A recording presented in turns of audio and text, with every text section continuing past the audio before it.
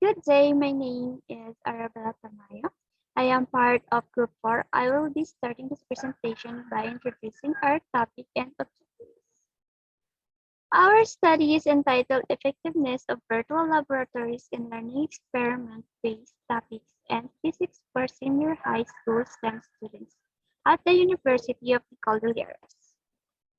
With our general objectives, the objective of the study is to identify how effective virtual laboratories are for senior high STEM students as a substitute for learning and exploring experiments. Since laboratory skills are essential for us STEM students, we wanted to be able to identify if virtual laboratories are effective in teaching skills to students, especially now that we cannot perform in actual physics laboratories. There have been researchers that confirm their effectiveness like those of IUB and PAOR. However, there are those like OSERS who say that are no difference between virtual and real laboratories.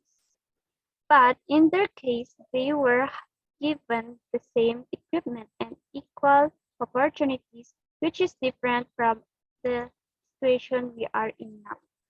We were looking to answer the following questions. First, what is the level of effectiveness of virtual laboratories and guiding the senior high STEM student and using laboratory equipment? Here, we want to know how will the virtual laboratory teaches students to use laboratory equipment. Second, to what degree do virtual laboratories help senior high STEM students with their problem-solving skills? From the question itself, we wanted to know if virtual labs are good enough in teaching these vital skills to students. Third, what is the level of effectiveness of virtual laboratories in being feasible or user-friendly if there is an absence of a teacher's guidance? Obviously, teachers can monitor their children one by one in this setup, so we want to know if the virtual laboratory is easy and user-friendly enough for students who will be using it for the first time. Overall, our aim was to identify the effectiveness of virtual laboratories for senior high STEM students of the Cordilleras. We think this research will be beneficial to both current and future generations of students by featuring our knowledge and using virtual laboratories. It may also help identify underlying problems and give them possible solutions, providing students with better education even in these challenging times. Next, our group mate will be discussing the methodology to our research. Hello, my name is Jericho S. Almazan, and I will be presenting the methodologies we are to use in our research on behalf of my group. It is quantitative research conducted on the grade 12 STEM students of the University of the Cordilleras, as they have more experience with virtual laboratories. Our research design is non-experimental evaluation research using, as mentioned, quantitative approaches. We utilize this because of the flexibility of the design and also because according to Caleghan, evaluative research is the best used when accessing programs, system, or activities. I'm our case. It, it's the effectiveness of the virtual lab approach to teaching. Now, obviously, we could not have conducted the research as we would in a face-to-face setup. So we acquired the data we need through online communication apps such as Messenger.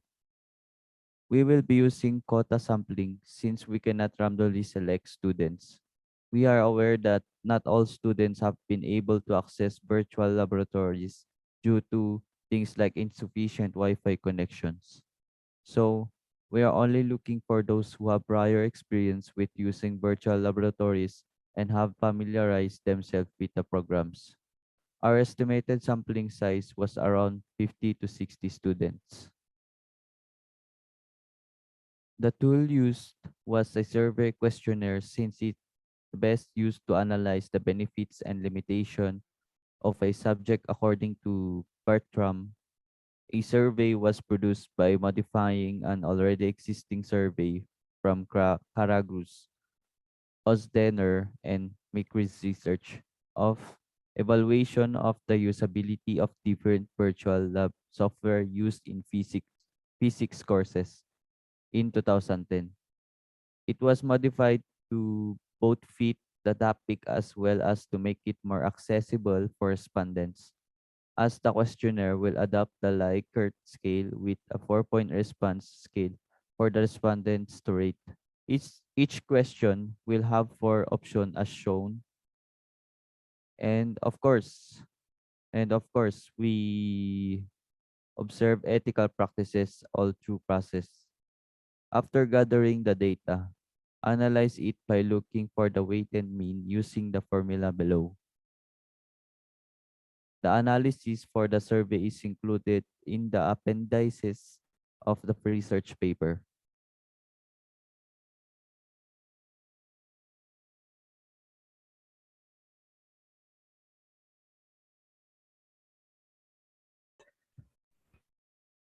Good day. My name is Lorenzo D. Palos, and these are our results from our findings. In the end, the researchers has garnered at least 53 respondents from different STEM sections of UC. After using the weighted mean formula, we got the following results. In the first table, majority of the responses lean towards agree, except for questions 6 and 7, which were strongly agree. The overall weighted mean for this part is 1.87, whose descriptive equivalent is agree. On table 4, this is the representation of the second part.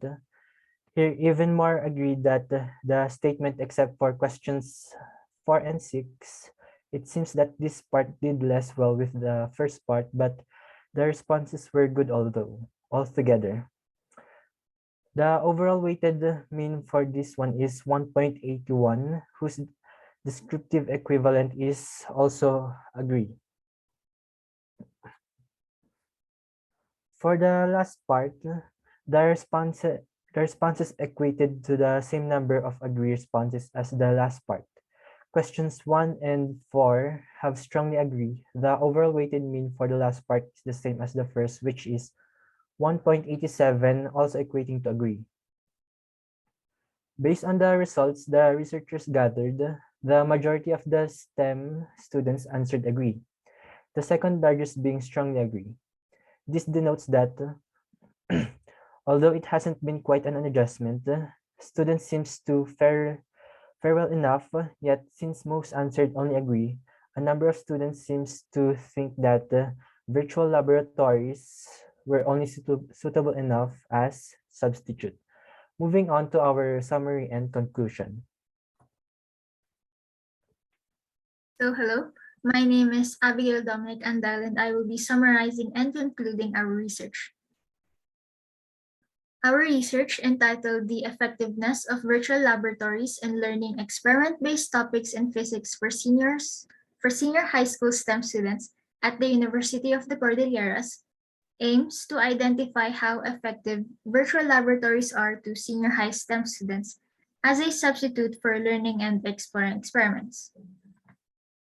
Specifically, when it comes to learning how to use laboratory equipment, developing problem-solving skills, and being a user-friendly interface for first-time users. Next slide. It is a non-experimental evaluative research with the respondents being grade 12 students of UC. The survey was adapted, modified, validated, and distributed through Messenger. This garnered us 53 respondents in total. After collecting, we computed for the weighted mean, and to be sure, we also computed for the percentage of the number of responses of each choice for every question to analyze the results. Again, this can be seen in the appendix of our research.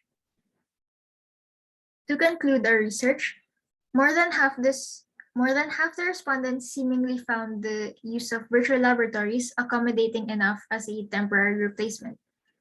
First of all, students agree that virtual laboratory equipment they utilize is a suitable alternative. It is safe to include that the level of its effectiveness is quite good. Secondly, when it comes to their problem-solving skills, they agree that the virtual laboratory does well in aiding the students to acquiring those skills, which is a good degree. Thirdly, the virtual lab was fairly user-friendly and feasible for students who were only starting to use them during the pandemic. The virtual lab as well was effective in this part. Based on the results, the virtual lab was more efficient with the teaching of virtual laboratory tools since there were more who answered strongly agree and has a weighted mean of 1.87.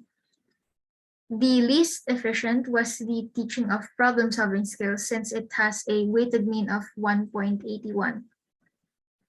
Finally, our recommendations. Number 1, we recommend conducting similar studies on other subjects and other grade levels as it is imperative as well. Number 2, we recommend further investigating what students think might make their virtual laboratory experience more effective.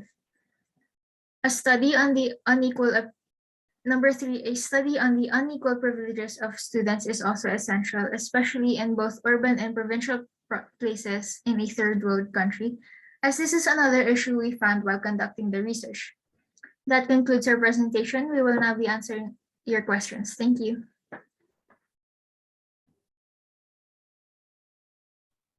Moving on to our questions. Question number 1. What can you say about the outcome of your research? Were you able to achieve the expected outcome of your research? Explain. Miss Arabella. Our group mates and I agreed that the outcomes of our research have been quite similar to our expectations, although we'd hope for an even more positive outcomes. The results we've gathered were quite good altogether. The research process went smooth enough that we didn't encounter complicated problems. Question number 2. If given the chance to redo your research, how would you alter your approach, Mr. Almazan?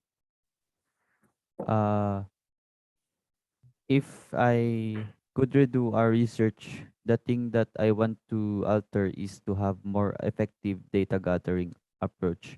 Since it can be seen that only a few students answered our survey question, another one is to include a commit a comment or suggestion box in the survey so that we will be able to know why most respondents only answered agree. Thank you. Now moving on to question 3. What were the shortcomings and or limitations of your study and how did this affect the findings of your study, Ms. Andal? As we've mentioned in our paper, the number of respondents were quite small due to the fact that we had to limit our respondents to only those who have participated in the use of virtual laboratories. There are quite a number of students who weren't able to access their virtual laboratories because of certain limitations like their devices aren't compatible or because of insufficient Wi-Fi. Also, it proved to be quite difficult to gather more than 60 respondents. Thus, this limited the number of respondents we had in our study. I think we would have gotten better and far more accurate results with a larger number of respondents. Next, question 4. How can your findings be put into practice?